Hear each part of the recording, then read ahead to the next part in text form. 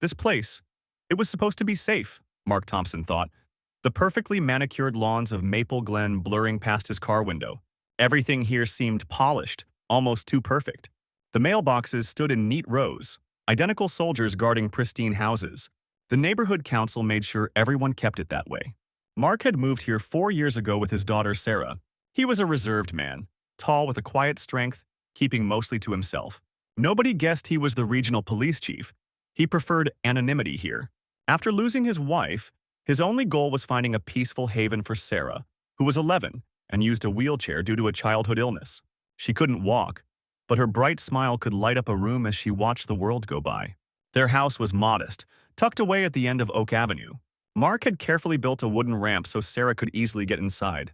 Most neighbors were welcoming, offering quiet nods, but not Brenda Lewis. Brenda practically ruled the neighborhood council, acting like the queen of Maple Glen.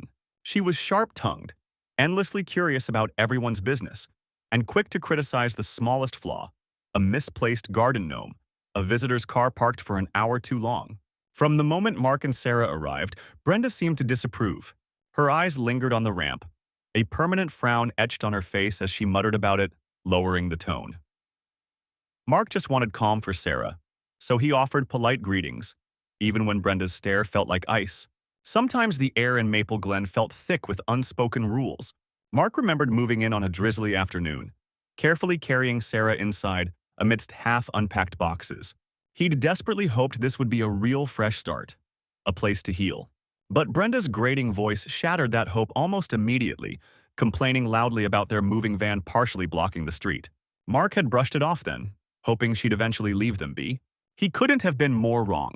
Brenda's watchful eyes were always on their house, and a storm was definitely brewing. Brenda Lewis didn't wait long to make things difficult for Mark Thompson and young Sarah. It began with the wheelchair ramp Mark had constructed outside their home. One sunny morning, Brenda marched up their driveway, clutching her ever-present clipboard, and jabbed a finger towards the ramp. "This structure is completely unapproved," she announced, her voice ringing across the quiet street. "It's an eyesore and violates neighborhood council regulations." Mark looked up from where he knelt, adjusting a support beam, his hands covered in sawdust. "It's for Sarah," he replied calmly. "She needs it to access her home." Brenda just made a sharp note on her clipboard and spun around, lips pressed into a thin line. Mark sighed, hoping that was the end of it. It wasn't. Soon, she pinpointed other things to target. Sarah had physical therapy equipment, special braces, and a cushioned mat stored neatly in the garage. The door was accidentally left open one afternoon, and Brenda spotted them.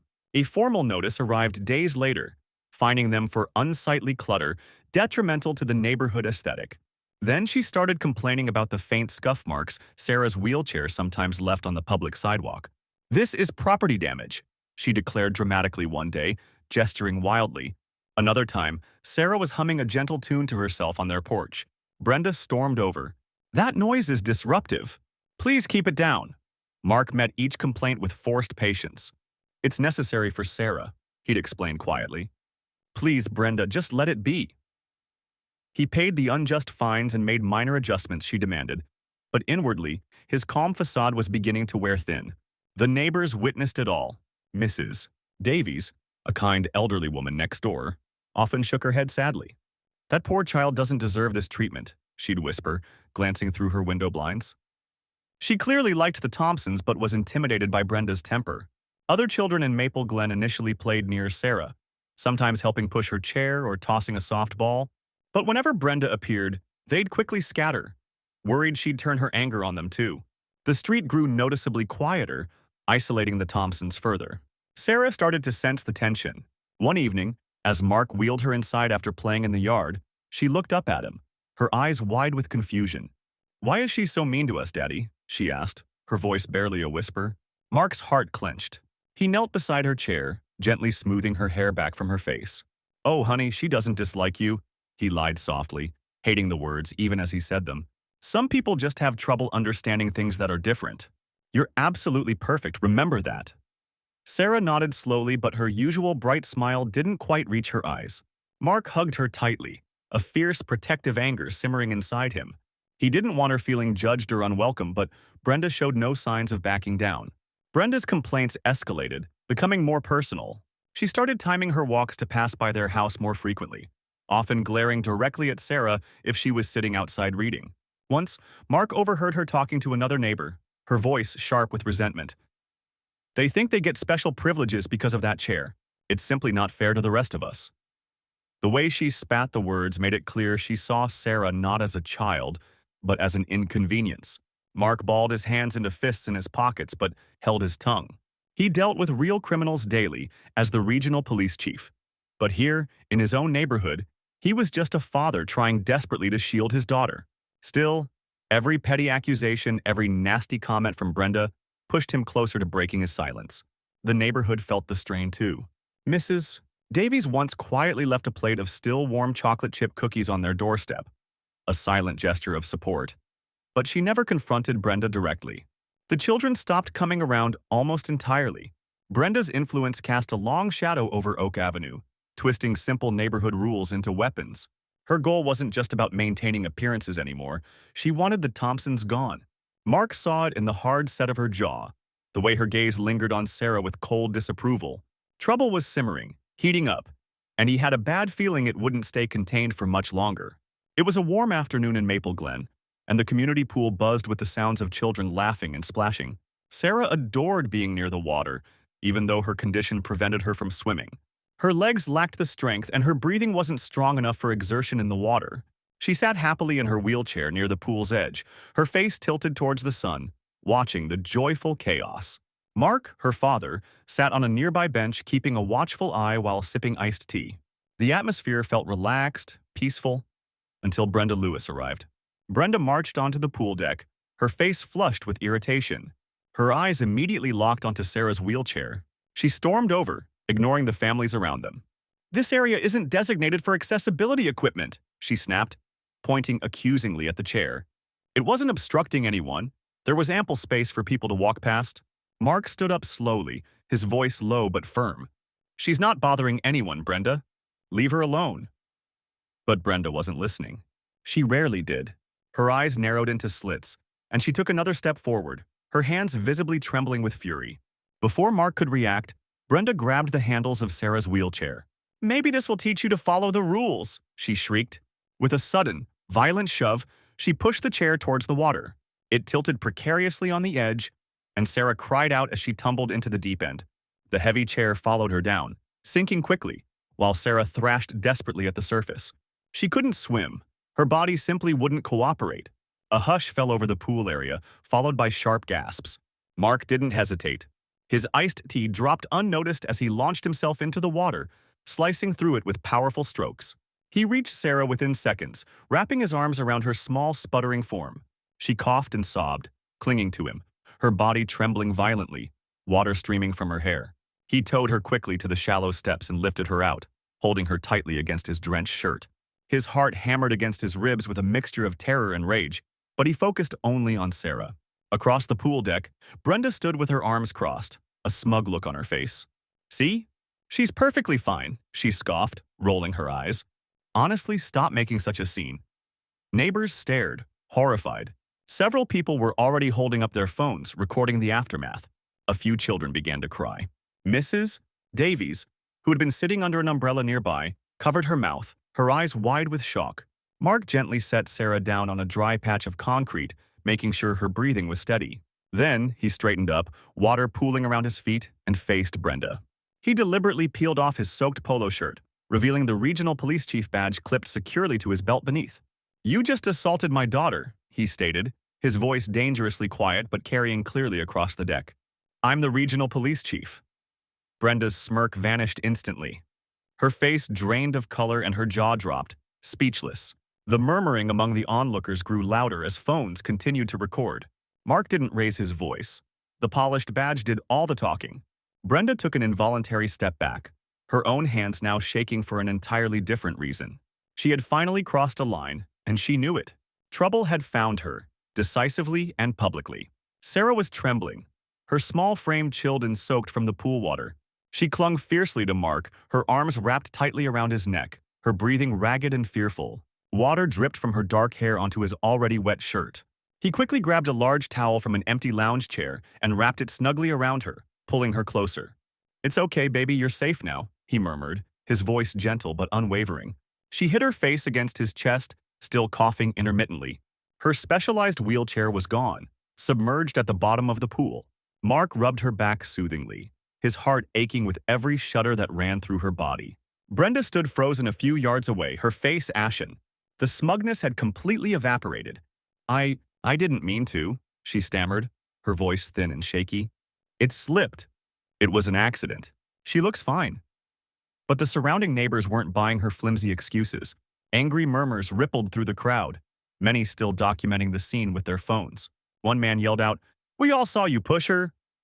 Brenda's eyes darted nervously, searching for an escape route, but the crowd's simmering anger hemmed her in. Mark ignored her pathetic attempts at justification. Keeping one arm securely around Sarah, he pulled out his cell phone and dialed his department. "Dispatch, this is Chief Thompson.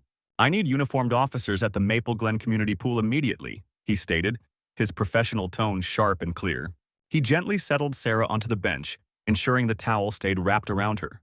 Then, he walked purposefully toward Brenda, the chief's badge glinting on his belt. He produced a pair of handcuffs from a small pouch. "Brenda Lewis, you are under arrest for aggravated assault," he declared, his voice ringing with authority. He swiftly secured her wrists and began reciting her Miranda rights. "You have the right to remain silent." Each syllable landed like a hammer blow. Brenda started to protest, whining, "This is completely unwarranted." But Mark remained impassive. He cinched the cuffs tight just as two patrol cars pulled up, lights flashing silently. The officers calmly escorted a sputtering Brenda to one of the vehicles as neighbors watched, some nodding approvingly at Mark, others offering quiet applause.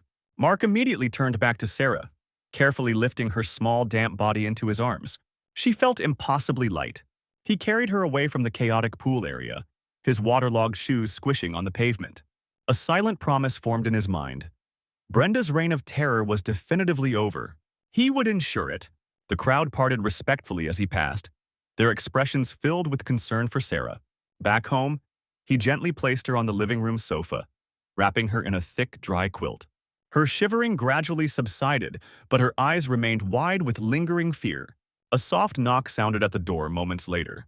It was Mrs. Davies, holding a small tray with 2 steaming mugs of hot chocolate.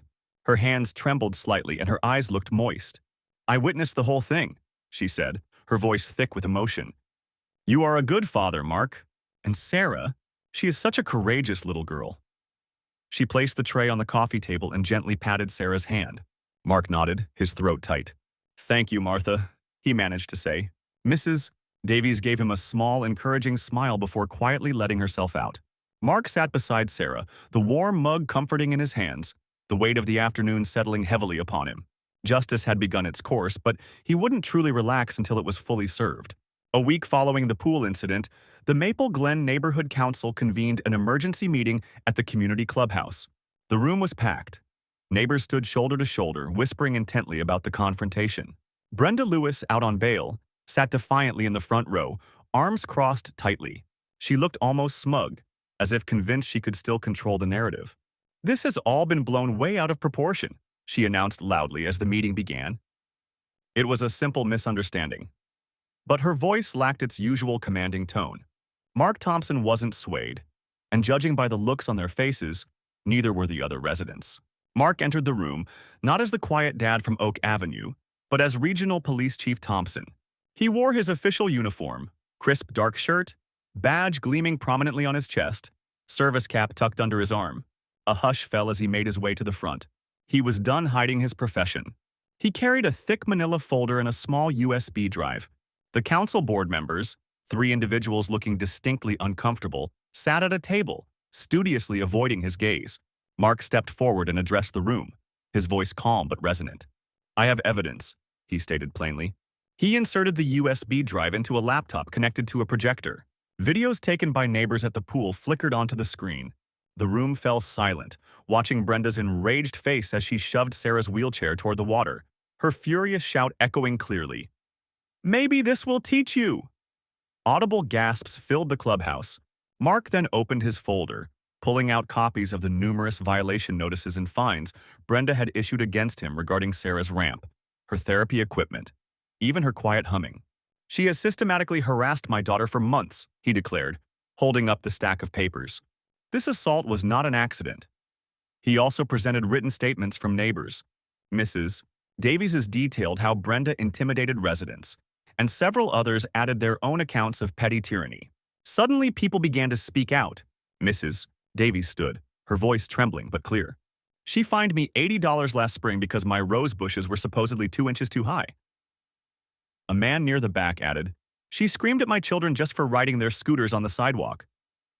More voices chimed in, sharing stories of Brenda's bullying behavior over the years. An angry buzz filled the room. The council board members fidgeted, looking increasingly cornered. They had allowed Brenda's power to go unchecked for far too long, and now the consequences were unavoidable. Mark faced them directly, his badge seeming to catch every ray of light. Brenda Lewis must be removed, he stated firmly. She is unfit to serve on this council. She assaulted my child, and she has damaged this community. The crowd erupted in applause, with several people shouting, "Remove her! Now!" Brenda's face flushed crimson, then paled dramatically. "This is completely unfair," she sputtered, trying to argue. But no one was listening anymore. The board members huddled, whispering urgently, before the chairperson cleared his throat and nodded curtly. "The board has voted unanimously for her removal," he announced, his voice barely audible above the din. Ms. Lewis is no longer on the council, effective immediately. Brenda slumped in her chair, utterly defeated, her power evaporating before her eyes. Mark didn't react visibly. He simply nodded once and gathered his materials. The tension in the room seemed to lift, as if a long-standing storm had finally broken. Brenda's oppressive influence was finished, and Maple Glen could finally start healing. After her removal from the neighborhood council, Brenda Lewis's problems intensified significantly. The legal system moved forward swiftly. She faced serious felony charges, assault on a minor with aggravating circumstances and reckless endangerment stemming from pushing Sarah into the pool. Mark Thompson, in his capacity as regional police chief, ensured the investigation was thorough and the case meticulously prepared. Yet, in this matter, he felt less like the chief and more like Sarah's protective father. The trial commenced several weeks later in the district courthouse. Brenda sat at the defendant's table looking diminished, her previous arrogance completely gone. Mark took the witness stand, composed in his uniform, his badge a symbol of the authority she had disregarded. He recounted the events calmly and factually. Brenda's pattern of harassment targeting Sarah over months, the deliberate shove of the wheelchair into the deep end, Sarah's inability to swim. His voice remained steady, though it wavered almost imperceptibly when he stated, "She's my little girl. I had to pull her from the water, terrified and struggling to breathe." The courtroom remained utterly silent, captivated by his testimony. The evidence against Brenda was overwhelming. The videos from the pool were played again, vividly showing her aggressive actions. Neighbors like Mrs. Davies testified about Brenda's history of vindictive behavior. The jury's deliberation was brief. Returning to the courtroom, the four-person delivered the verdict. Guilty on all counts. The judge, looking sternly at Brenda, handed down the sentence, 2 years in state prison with no possibility of early parole. Additionally, she was ordered to pay substantial fines totaling several $1,000s. A portion was allocated to cover Sarah's medical evaluations and ongoing therapy sessions needed after the traumatic incident. The remainder served as punitive damages. Brenda's shoulders sagged as bailiffs led her away in handcuffs. Mark didn't linger to watch her departure. He had duties to attend to. Later that afternoon, as police chief, he was present at the processing center to oversee her formal booking. He stood impassively, arms crossed, as deputies took her fingerprints and mugshot. Brenda refused to meet his eyes, staring fixedly at the floor, muttering curses under her breath. Mark ensured every procedure was followed correctly. No shortcuts, no special treatment. It was his professional obligation. Yet he felt no triumph in seeing her incarcerated, only a profound, quiet sense of relief. Sarah would no longer live in fear of her. That was what mattered most. Back in their cozy house on Oak Avenue, he sat beside Sarah on the sofa. She was gradually improving, her radiant smile returning more frequently. The court-ordered restitution had helped purchase a state-of-the-art replacement wheelchair, as the previous one was damaged beyond repair in the pool. Mark watched her sketching in a drawing pad, her small hands moving with growing confidence. He reflected on the trial, the prison sentence, the financial penalties Brenda faced. It wasn't about revenge. It was about safeguarding his daughter. The justice system had played its part, and he had fulfilled his duty. Maple Glen was finally free from Brenda's toxic influence, and Mark could finally feel his daughter's world brightening again. Weeks turned into a month since Brenda went to prison, and a noticeable shift occurred in Maple Glen. Sarah continued living with Mark, her dad, in their small house on Oak Avenue. The pool incident left emotional scars, but she grew more resilient each day. Mark had replaced her ruined wheelchair with a sleek, new model, and he'd also bought her a plush, oversized blanket in vibrant purple, her absolute favorite color. She often wrapped it around her shoulders, her familiar, heartwarming smile resurfacing. One bright afternoon, Mark pushed her gently on a swing he'd installed in the backyard, her delighted laughter echoing in the quiet air. The trauma hadn't vanished, but it was receding, allowing her natural light to shine through again. The neighborhood itself seemed to exhale. With Brenda's oppressive presence removed, the neighborhood council relaxed its iron grip. Frivolous fines and nitpicking complaints ceased. Residents seemed friendlier, more at ease. People started stopping by to check on Sarah and Mark. Mrs. Davies, their kind neighbor, appeared one morning with a plate of freshly baked snickerdoodles. "Something special for my favorite brave girl," she beamed, gently squeezing Sarah's hand. Sarah grinned, immediately offering one to Mark. The children who had previously avoided their yard started knocking again. A group arrived one afternoon with a colorful new playground ball, asking shyly, "Can Sarah come out and play?" Mark wheeled her onto the lawn, and they began a gentle game of catch, their laughter mingling together. The street felt vibrant once more, cleansed of the shadow Brenda had cast for so long. One tranquil evening, Sarah sat with Mark on their front porch swing. The setting sun painted the clouds in hues of orange and pink. She looked up at him, her eyes clear and shining. "You saved me, Daddy. You're my hero," she whispered. A wave of emotion washed over Mark. He pulled her close, hugging her tightly, the soft purple blanket cocooned around her. "And you're mine, sweetheart," he murmured back, his voice thick. For the first time in what felt like ages, a deep sense of peace settled over him. No more battles, no more constant vigilance, just him and Sarah, secure and together. He knew, deep down, they were going to be all right. The wooden ramp leading to their front door remained.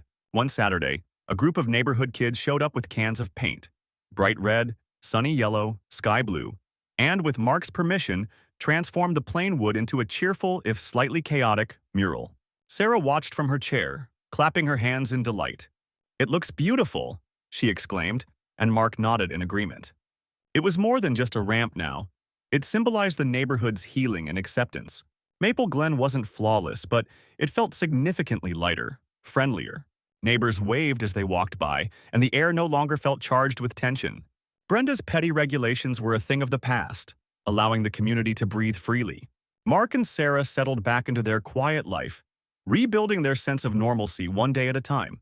He'd push her chair to the nearby park, or they'd simply sit outside with glasses of lemonade, watching the world drift by. The cookies, the painted ramp, the returned laughter of children, small gestures perhaps, but they signified everything. Sarah's smile was back, full and bright, and Mark's heart felt full. They had navigated the storm together, and that was the only victory that truly mattered.